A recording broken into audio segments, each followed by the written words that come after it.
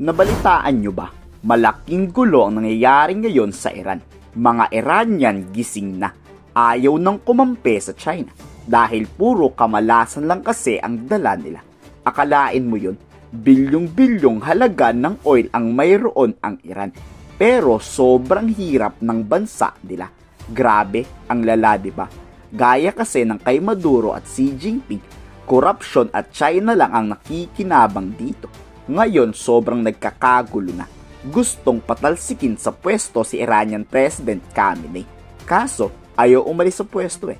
Dati nga sinubukan na ring patalsikin sa pwesto ang korap at teroristang pangulo ng Iran. Kaso pinagbabaril sila.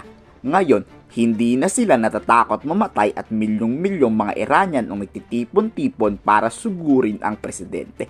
Pagbabanta naman ni US President Donald Trump na pag pinagbabaril ang mga relihista, manghihimasok ang Amerika. Lock and loaded daw ang US para tirahin ang Iran. There's been protesters killed in Iran. You said we were locked and loaded, ready to go. What is the line there for when the U.S. is going to get involved in those protests? We'll take a look. We're watching it very closely. If they start killing people like they have in the past, I think they're going to get hit very hard by the United States. Si Donald Trump daw ang nasa likod ng destabilisasyon o pagpapatalsik sa Iranian leader. Akusasyon niya ng foreign minister. Pagbabanta pa sa US kung makikigulo raw ang Amerika sa problema ng Iran, Iran is ready for war. Fully prepared daw silang makipagkera sa Amerika. Yabang din ng Iran no? Binomba na kayo noon, hindi pa kayo natuto. Wala nang makain yung mga kababayan nyo, missile pa din ang inaatupag ng gobyerno. For now, we are fully prepared for any situation. We are ready for any situation. We do not want war. It's a big deal, but we're ready for war. We are also ready to negotiate. I cannot fail to say that we are also ready to negotiate. But a negotiation that's based on mutual interest, it's based on mutual respect. Kung payabangan lang ang labanan, Amerika ang nangunguna dyan. Yung angas nga ng China at Russia nawala eh. Hindi pa nga rin pumapalag ang China.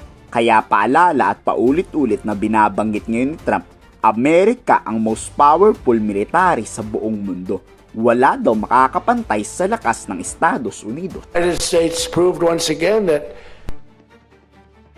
we have the most powerful, most lethal, most sophisticated, and most fearsome.